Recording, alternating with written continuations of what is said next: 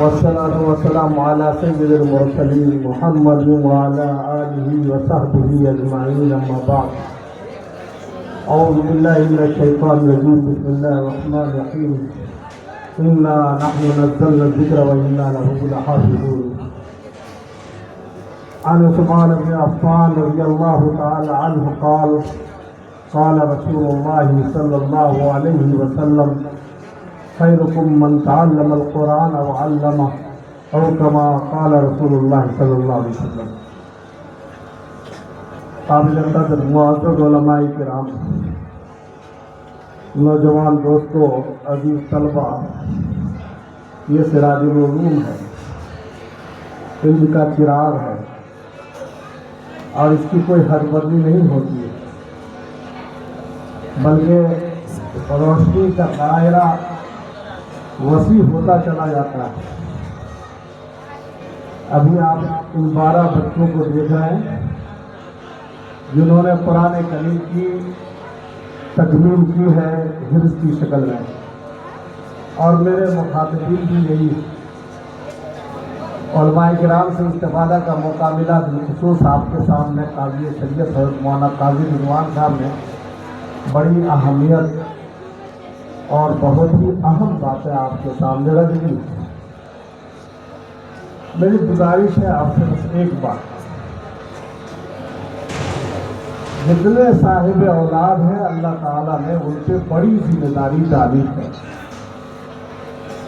ہم سب کی یہ ذمہ داری ہے کہ ہم اپنے بعد اپنی نسل کے دین پر قائم رہنے کا سامان کر دیں. زندگی میں جتنے انبیاء کرام گزرے ہیں انہوں نے اپنی اولاد پہ محنت بھی کیا اور موت سے پہلے انہیں وصیت بھی کی. حضرت یعقوب علیہ السلام کا تذکرہ، حضرت لقمان گرچہ نبی نہیں ہے لیکن ان کا تذکرہ جو انہوں نے اپنی اولاد کو نصیحت کی، وصیت کی، وہ سب قرآن مقدس کے اندر ہے. حضرت یعقوب علیہ السلام کس خانوادے سے تعلق رکھتے ہیں؟ جس گھر میں انبیاء کرام کا ایک سلسلہ ہے، نبی کے بیٹے ہیں، نبی کے پوتا ہیں، ان کی اولاد میں نبی ہے، ان کے چچا نبی ہیں. کتنی نعمتیں اللہ تعالیٰ نے عطا فرمائی کی بنی اسرائیل کو، جس کا ذکر ہے قرآن مقدس میں. بڑی بڑی نعمتیں تھیں، اور اسرائیل نام حضرت یعقوب ہی کا ہے، ان کی اولاد ہی کو بنو اسرائیل کہتے ہیں. اللہ تعالیٰ نے اس کا ذکر کیا ہے لیکن اس تفصیل میں مجھ کو نہیں جانا ہے. جتنی نعمتیں اللہ تعالیٰ نے انہیں عطا فرمائی اتنی آزمائش میں ڈالی. حضرت ابراہیم کی یہ آزمائش تھی، وَإِذِ ابْتَلَىٰ إِبْرَاهِيمَ رَبَّهُ بِكَلِمَاتٍ فَأَتَمَّهُنَّ. مختلف امتحانات میں ڈالا اور سارے امتحانات میں حضرت ابراہیم کو کامیابی ملی تو اللہ تعالیٰ نے مقام خلت عطا فرمایا. حضرت یعقوب کا امتحان ہوتا ہے تو ان کے جو سب سے چہیتے تھے، جو ان کے دل کے بہت قریب تھے، حضرت یوسف، ان کو جدا کر دیا اور 40 سالوں تک نظر سے اوجھل رہے، پتہ نہیں کہاں. اللہ کی مشیت ہے، اور اسی غم میں ان کی بینائی بھی چلی گئی حضرت یعقوب علیہ السلام. لیکن جب موت کا وقت آیا تو سارے بچوں کو، ان کے نواسے تھے، پوتے تھے، اولادیں تھی، سب کو جمع فرمایا. اور کس بات کی وصیت کی؟ یہ نہیں کہا کہ میرے قرض فلاں لوگوں کے ذمے ہیں وصول لینا، میری جائیداد فلاں فلاں جگہ ہے تم جا کے دیکھ لینا، میرے اوپر کسی کا قرض ہے، کوئی ایسی وصیت نہیں فرمائی. بلکہ پوچھا اپنے ان لڑکوں سے، ان نواسوں سے، پوتوں سے جن کو ایسا پاکیزہ ماحول ملا تھا جس کی پاکیزگی مسجد سے کم نہیں. سارے انبیاء ہی تھے، جہاں دن رات اللہ کی نعمتیں برس رہی تھی، اس ماحول میں وہ سانس لیتے تھے. اور تب حضرت یعقوب علیہ السلام پوچھ رہے ہیں ماں تعبدون من بعد، میرے بیٹے، میرے پوتو، بتاؤ میرے بعد کیا کرو گے؟ کس کی پرستش کرو گے؟ کس کو پوجو گے؟ ایک لمحہ جواب ملنے میں نہیں لگا، جواب آیا نعبد آباءک و آبائی، نعبد الہک و الہ آبائک۔ جواب آیا کہ آپ کے معبود اور آپ کے آباء و اجداد کے معبود کی میں پرستش کروں۔ یہ کیا ہے اشارہ کہ ہم اپنی اولاد کی فکر زندگی میں کر لیں۔ ہر گھر کے بچہ کو اور بچی کو اس دینی اداروں میں آنا چاہیے۔ آتے ہیں کل لوگ، ابھی تذکرہ ہوا 2% گھروں سے بچے آتے ہیں مگر سنو، سب کو تعلیم دلائیے، اونچی تعلیم، کوئی منع نہیں ہے، لیکن سب سے پہلے رب کا تعارف ہو، رب کا کلام ان کے ذہنوں میں آ جائے، اس کی کوشش ہم سب پہ فرض ہے۔ اس میں کچھ شکل فرض عین کی ہے اور کچھ شکل فرض کفایہ کی ہے۔ سارے علماء کرام سے آپ پوچھ لیجیے۔ اس حد تک قرآن کی تعلیم جو نماز میں ضروری ہے، جس کے بغیر نمازیں ادا نہیں ہوں گی، فرض عین ہے۔ اس کی تعلیم کے لیے آپ کو ان اداروں میں، خواہ وہ مدرسہ عارفیہ ہو، مدرسہ سراج العلوم ہو، آپ کو ان اداروں میں ڈالنا پڑے گا اور ان اداروں کی حفاظت بھی کرنی پڑے گی اور ان اداروں کی خدمت بھی کرنی پڑے گی۔ پھر کسی حد تک اللہ کے حضور میں کسی کی زبان کھلنے والی نہیں ہے، انبیاء تو کافر ہیں۔ کسی حد تک اللہ کی رحمت ہمیں ڈھانپ لے کہ ہم اپنی ذمہ داریوں کو ادا کرنے میں اپنی وسعت کے مطابق لگے رہے، یہ ایک اطمینان ہو سکتا ہے۔ ایک شکل یہ ہے کہ پورا قرآن کریم کو سیروں میں محفوظ کر رہا ہے، تو یہ فرض کفایہ ہے، سب کے سب حافظ نہیں ہوں گے، لیکن اللہ تعالیٰ نے ان بچوں کو منتخب کر لیا۔ یہ بہت بڑی بات ہے، جتنا شکر ادا کیا جائے وہ بہت کم ہے۔ ان بچوں کا استقبال مالا سے، دستار سے کیا، یہ بہت کم ہے۔ ان کو تو اللہ کا پہلے شکر ادا کرنا چاہیے، جا کے 2 رکعت نماز شکرانے کی ادا کیجیے اور اس بات کا حق کیجیے کہ یہ ذمہ داری ملی اللہ تعالیٰ کی، آخری سانس تک ہم اس کو نبھائیں گے۔ کروڑوں اربوں بندوں میں اللہ نے آپ کا انتخاب کیا، معمولی چیز نہیں۔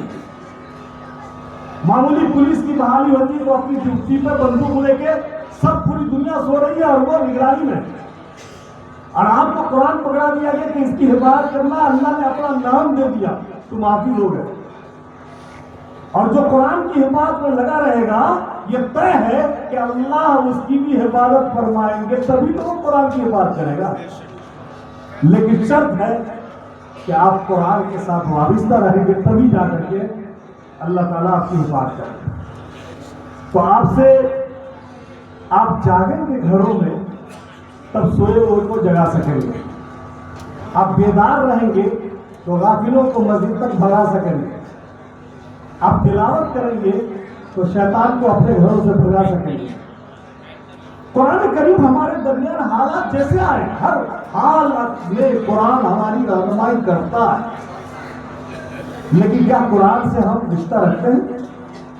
ہر شخص، یہ صرف طلبہ نہیں، ذمہ داران، اساتذہ، علماء اور یہ گاؤں کے سارے لوگ، مرد عورت، ضرور بھی ضرور کچھ نہ کچھ قرآن کریم کی تلاوت کرے روزانہ۔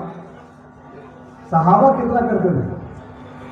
ہفتہ میں وہ 1 مکمل قرآن پڑھتے تھے۔ 7 منزل دیکھتے ہیں قرآن میں، یہ ٹھہرنے کی جگہ ہے، 1 دن میں 1 منزل، تو 7 دن میں قرآن مکمل عام صحابہ کا ہوتا تھا۔ بڑے صحابہ تو 3 روز میں قرآن مکمل کرتے تھے، ہم جتنا کرتے ہیں سال بھر میں 1 ختم ہوتا ہے کہ بھائی؟ عام آدمی کی بات بتا رہا، سب کام کے لیے فرصت ہے اس کے لیے۔ پھر تلاوت کے بعد قرآن کو روزانہ سمجھنے کی کوشش کرنا چاہیے، ہم پہ فرض ہے۔ آسانی سے گھوم رہے ہیں ہم جیسے کوئی ذمہ داری نہیں ہے۔ قرآن اتارا کس کے لیے اللہ نے؟ کتاب ہدایت کس کے لیے؟ انسانیت کے لیے۔ آپ کم سے کم 3 آیتوں کا مترجم قرآن ترجمہ کے ساتھ 3 آیتوں کی تلاوت کیجیے روزانہ۔ कहने के भी लिए तो बात मिलेगी अल्लाह के यहाँ कि हमने कोशिश किया था समझने की। इतना रोजाना की ड्यूटी बनाइए। ये सिर्फ जो है मजबा लगाने से कुछ नहीं हो रहा है, ना हमारा ना आपका।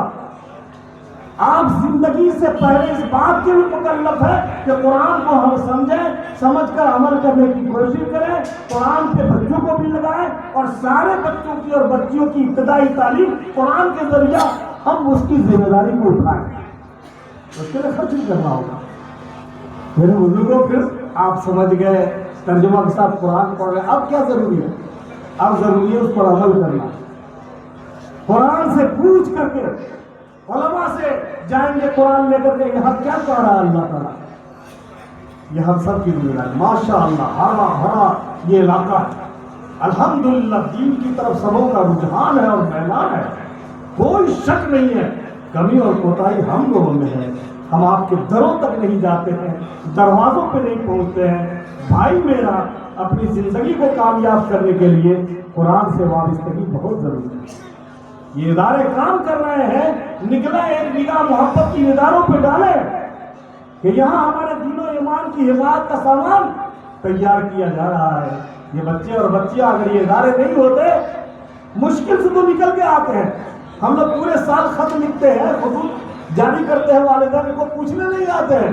ये सोचते हैं कि इन लोगों की जिम्मेदारी, स्कूलों में तो रोजाना लेकर पहुंचाते हैं, नाकदरी हम कर रहे हैं, दूसरे लोग क्यों करेंगे कुरान की नाकदरी। बहरहाल कुरान की हिफाजत की जिम्मेदारी अल्लाह ताला दी है, वो तो जिम्मेदारी अल्लाह कर रहा है। इस हम लोगों को क्या करना है ये सोचना है। जब हम कुरान को पढ़ेंगे, कुरान को समझने की कोशिश करेंगे, खैरियत हमसे लग जाएगी। सैयदना हज़रत उस्मान बिन अफ़्फ़ान की रवायत, हुजूर का इरशाद, तुम में बहुत बेहतर है, उसके साथ खैरियत लगी हुई है जो कुरान पढ़ता है, पढ़ाता है, वो भी पढ़ाने वाला है जो कुरान बावजू बनाकर बच्चे को कुरान सीने से लगा के दरसगाह पहुंचाता है।